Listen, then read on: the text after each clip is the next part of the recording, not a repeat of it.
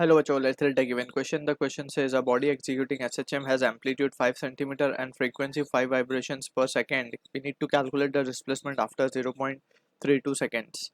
So to understand the question, we need to understand about the key concept of particle performing S.H.M and its various equations like displacement, velocity and acceleration.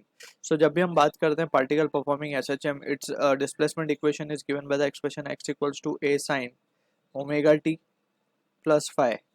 यहाँ पे we can see कि at any instant time t we can have the displacement, we can calculate the displacement of the particle using this expression, right? अब phi यहाँ पे जो है इसको हम कहते हैं initial phase which tends to zero for अगर ये phi की वैल्यू जीरो है that means the particle is starting from mean position, right? ये हमें पता चलता है when we consider SHM as a projection of UCM, right? So उस तरीके से we can have the perfect understanding कि ये जो फाई है, अगर हम बात करें लेट्स से ये हमारा ये यूसीएम पार्टिकल परफॉर्म कर रहा है एंड अगर उसका प्रोजेक्शन हम डायमीटर पे देखें so it will performing SHM, right? So अगर मीन पोजीशन की बात करें so initially this is the mean position and ये जो दो पॉइंट होते हैं हमारे this is the extreme position, right? So initially हम देख सकते हैं ये होता है हमारा बेसिकली फाई जिसको हम कहते हैं इनिशियल फेज. अगर ये जीरो है that means particle is at mean position. अगर ये पाई बाय 2 है तो that means particle is at extreme position. So these are the point इसके through we can understand a complex problem related to SHM, right? So UCM as a projection of SHM we can see कि ये चीज़ हमें काफ़ी helpful होती है for complex problem. But यहाँ पे for the sake of understanding just हम ये समझ रहे हैं फाई जीरो होगा तो मेन पोजीशन से पार्टिकल स्टार्ट करेगा, फाई पाई बाय 2 होगा तो एक्सट्रीम से स्टार्ट करेगा, ठीक है? अब also we need to be clear with the different terms over here. Uh जो है amplitude that is the maximum displacement, इसे हम कहते हैं amplitude, right? And omega is the angular frequency, जिस फ्रीक्वेंसी से ये मीन्स एक चक्कर कितने टाइम में लगाएगा that is what we can term it as to be the frequency. Frequency को हम 2 पाई बाय ओमेगा टी लिख सकते हैं बिकॉज यहाँ पे हम देख सकते हैं कि for one it is completing 2 pi angle and time period will be equals to the complete time it takes for one complete circle, ठीक है? तो यहाँ से these are the point we can keep in mind और इसी को use करते हुए we'll answer the question. हमें अब एम्पलीट्यूड गिवन है 5 सेंटीमीटर तो 5 इंटू 10⁻² मीटर्स कह देते हैं हम इसे.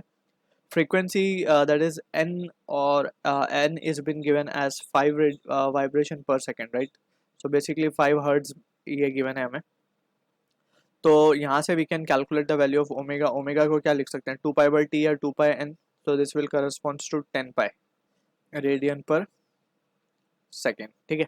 ये हो गया एंगुलर फ्रीक्वेंसी के बारे में. अब डिस्प्लेसमेंट चाहिए आफ्टर टाइम टी, हमें गिवन है 0.32 seconds. We can write x is equals to a sine omega T और we will consider it as to be starting from mean position, so this will be the expression. अब यहाँ पे just we will substitute the value. amplitude 5 given है हमें, we are keeping it in centimeter only. sin omega की बात अगर हम करें तो 10 पाई और t is this, so ये हो जाएगा 3.2 पाई, राइट?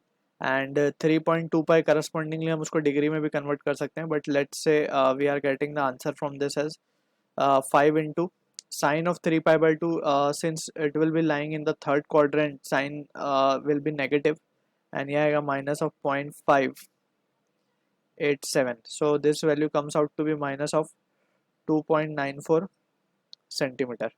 अब यहाँ पे negative sign, this is indicating that के particle जो है it is somewhere over here in the third quadrant it is lying and यहाँ से we can see the motion of the particle will be some at this point, ठीक है? so it must be moving from हम देख सकते हैं यहाँ से कि it must be moving from mean towards the extreme position, right? so this will be the case and this is the answer to the question. I hope you understood the solution. All the best.